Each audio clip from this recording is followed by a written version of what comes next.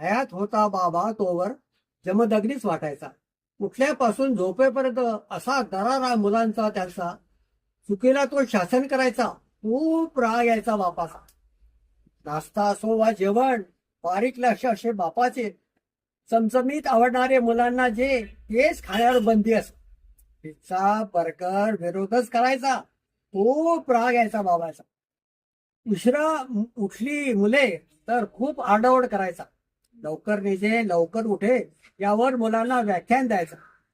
मरे मरे तोवर व्यायाम करून घ्यायचा. खूप राग यायचा बाबांचा.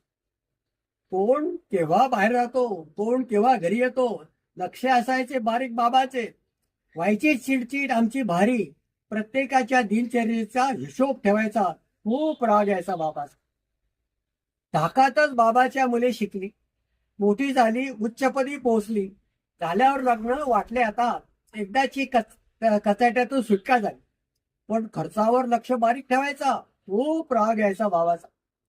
एक दिवस अचानक बाबा झोपेतून उठलाच नाही.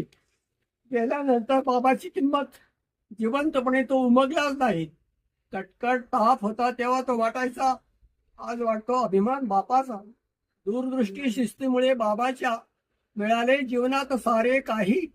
नाही घरात बाबा आता, खंत ही मनातून जात नाही. आठवतो एक एक शब्द मोलाचा. आज वाटतो बाबाचा अभिमान. खूप छान, खरंच आहे. खूप छान. हो, मॅडमने लिहिलेली कविता आज आमच्या सरांनी वाचून दाखवली.